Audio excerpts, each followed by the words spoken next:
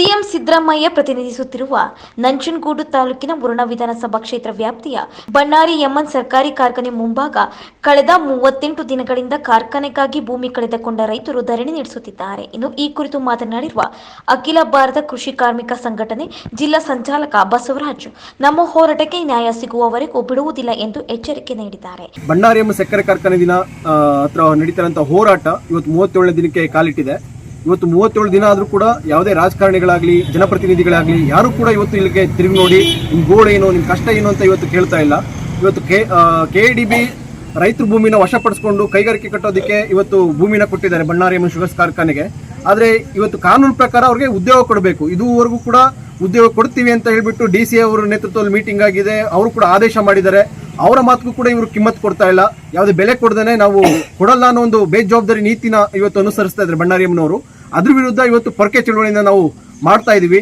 ಇವತ್ತು ರೈತರ ವಿರುದ್ಧ ಇವತ್ತು ಹೈಕೋರ್ಟ್ ಕೂಡ ಹೋಗಿದ್ದಾರೆ. ಇವತ್ತು ಬಣ್ಣಾರಿ ಅವರು ನಮಗೆ ತೊಂದರೆ ಕೊಡ್ತಾ ಇದ್ದಾರೆ, ನಮಗೆ ಇದಾಗ್ತಾ ಇಲ್ಲ ಅಂತ ಹೇಳ್ಬಿಟ್ಟು ಇವತ್ತು ರೈತರ ಪರಿಸ್ಥಿತಿ ಕೇಳೋರು ಯಾರು? ಇವತ್ತು ಕೋರ್ಟ್ಗೆ ಹೋದ್ರೆ ಇವತ್ತು ₹1000 ಇವತ್ತು ಖರ್ಚು ಮಾಡುವಂತ ಪರಿಸ್ಥಿತಿ ಇವತ್ತು ನಿರ್ಮಾಣ ಮಾಡಿದ್ದಾರೆ. ಅವ್ರ ಹತ್ರ ದುಡ್ಡಿದೆ, ಹೈಕೋರ್ಟ್ ಅಲ್ಲ ಸುಪ್ರೀಂ ಕೋರ್ಟ್ ಬೇಕಾದ್ರೆ ಹೋಗ್ತಾರೆ, ಆದ್ರೆ ರೈತರ ಹತ್ರ ಯಾವುದೇ ರೀತಿಯ ದುಡ್ಡಿಲ್ಲ.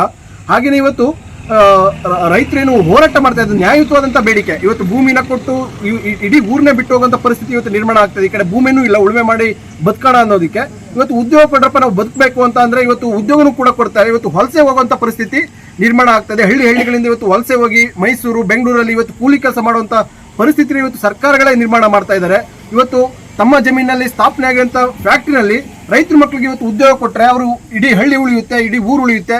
ಇವತ್ತು ಏನು ಗಾಂಧೀಜಿ ಕನಸು ಈಡೇರುತ್ತೆ, ಹಳ್ಳಿ ಸ್ವರಾಜ್ಯ ಬರಬೇಕು ಅಂತ ಹೇಳ್ಬಿಟ್ಟು ಏನ್ ಹೇಳ್ತಾರೆ. ಆದ್ರೆ ಇವತ್ತು ಗ್ರಾಮೀಣ ಪ್ರದೇಶದಲ್ಲಿ ಜನ ಉಳಿಕೋಬೇಕು ಅಂದ್ರೆ ಅಲ್ಲಿ ಬದುಕುವಂತ ಪರಿಸ್ಥಿತಿಗಳನ್ನ ಇವತ್ತು ಕ್ರಿಯೇಟ್ ಮಾಡಬೇಕು. ಕೈಗಾರಿಕೆಗಳು ಬಂತು ಅಂದ್ರೆ ರೈತರು ಬದುಕು ಹಸನಾಗುತ್ತೆ, ರೈತರಿಗೆ ಉದ್ಯೋಗ, ರೈತರ ಮಕ್ಕಳಿಗೆ ಉದ್ಯೋಗ ಸಿಗುತ್ತೆ ಅಂತ ಹೇಳುವಂತ ಸರ್ಕಾರಗಳಾಗ್ಲಿ ಅಧಿಕಾರಿಗಳಾಗ್ಲಿ ಇದುವರೆಗೂ ಕೂಡ ಉದ್ಯೋಗ ಕೊಡಿಸೋ ನಿಟ್ಟಿನಲ್ಲಿ ಯಾವುದೇ ರೀತಿಯ ಕ್ರಮಗಳನ್ನ ತಗೊಂಡಿಲ್ಲ. ಇವತ್ತು ಬಣ್ಣಾರಿ ಎಮ್ಮೆನ್ ಸಕ್ಕರೆ ಕಾರ್ಖಾನೆ ವಿರುದ್ಧ ಯಾವುದೇ ಕ್ರಮಗಳನ್ನ ತಗೊಳ್ಳಿಲ್ಲ. ಅವರು ಹೇಗೆ ಹೈಕೋರ್ಟ್ಗೆ ಹೋಗ್ತದೆ ಅದ್ರ ಪರವಾಗಿ ಅವರು ತಾಳಕ್ಕೆ ತಕ್ಕನಾಗಿ ಕುಣಿತಾ ಇದ್ದಾರೆ. ಹಾಗಾಗಿ ನಮ್ಮ ಹೋರಾಟ ಇವತ್ತು ಮುಂದುವರಿತಾ ಇದೆ. ಇವತ್ತು ಈ ಹೋರಾಟಕ್ಕೆ ಎಲ್ಲ ರೈತರು ಇವತ್ತು ಬಂದು ಭಾಗವಹಿಸ್ತಾ ಇದ್ದಾರೆ. ಹಳ್ಳಿ ಗ್ರಾಮದಿಂದ ಎಲ್ಲ ಕೂಡ ಈ ಹೋರಾಟ ಮುಂದುವರಿಯುತ್ತೆ. ಇದು ಕೊನೆ ಮುಟ್ಟೋವರೆಗೂ ಕೂಡ ನಾವು ಈ ಹೋರಾಟ ಮಾಡ್ತೀವಿ. ನಮ್ಗೆ ಕೆಲಸ ಸಿಗಬೇಕು ಅಥವಾ ನಮ್ಗೆ ಇಲ್ಲಿಂದ ಪ್ರಾಣ ಹೋಗಬೇಕು, ಅಲ್ಲಿವರೆಗೂ ಕೂಡ ನಾವು ಹೋರಾಟ ಮಾಡ್ತೀವಿ. ಇನ್ನು ಇದೇ ವೇಳೆ ಪ್ರತಿಭಟನಾಕಾರರಾದ ಚಿಕ್ಕಮಹದೇವ ನಾಯಕ ಮಾತನಾಡಿ, ನೀವು ರೈತ ಮಗನಾಗಿದ್ರೆ ನಮ್ಮ ಸಮಸ್ಯೆಯನ್ನು ಬೇಗ ಇತ್ಯರ್ಥಪಡಿಸಿ, ಇಲ್ಲವಾದಲ್ಲಿ ಮುಂದಿನ ಚುನಾವಣೆಗೆ ಬಂದೇ ಬರ್ತೀರಾ, ಆಗ ನಿಮಗೆ ನಾವು ಸರಿಯಾದ ಪಾಠ ಕಲಿಸ್ತೇವೆ ಎಂದು ಸಿಎಂ ವಿರುದ್ಧ ವಾಗ್ದಾಳಿ ನಡೆಸಿದ್ದಾರೆ. ಮುಚ್ಚಿ ಕುಂತಿದ್ದಾರೆ ಸಿದ್ದರಾಮಯ್ಯ ಅವರೇ. ಇವತ್ತು ನಿಮ್ದಾಗಿರ್ಬೋದು, ನಾಳೆ ನಮ್ದಾಯ್ತಾ. ಇನ್ನು ಇರೋದು ನಿಮ್ಗ ಇನ್ನು 3 ವರ್ಷ 4 ವರ್ಷ ಇರ್ತಾ. ನೀವು ಹೋಯ್ತಿದ್ದಾರೆ ಮಣ್ಗ, ನಿಮ್ಗೆ ಯಾಕ ಸೂರ್ ಕೆಲಸ ತುಂಬ ಹೋಯ್ತಿದ್ದಾರೆ. ನೀವು ಏಸು ಕಾಲ ತಿರ್ಗಾಡ್ತಿದ್ದಾರೆ ಸಿದ್ದರಾಮಯ್ಯ. ಇದು ನಿಮ್ಗೆ ಮಾನ ಮರ್ಯೋದು ಇದ್ರೆ ಹೊರ ಹೋಗ್ಲಿಲ್ಲ, ಬಂದು ನೀವು ರೈತರ ಪಂಗ ಆಗಿರ್ರಿ. ಕರಾಟೆಗೆ ನೀವು ಬಂದು ನಮ್ಮ ಕರಾಟೆ ಕೇಳಿ, ಅದು ನಿಮ್ಗೆ ಗೌರವ ಇರ್ತಾ. ನೀವು ರೈತರ ಮಕ್ಕಳಾಗಿದ್ರೆ ಬುಟ್ಟ ಕೊಡಿ. ನಾವೇನು ಮಾಡ್ಕೋ ಪ್ಯಾಟ್ರನ್ಗ ತಮಿಳ್ನಾಡಿನವ್ಗ ನಾವು ಕರ್ನಾಟಕದವ್ರು ಏನು ಮಾಡ್ಬೇಕು ಅದನ್ನ ನಾವು ಮಾಡ್ತೀವಿ.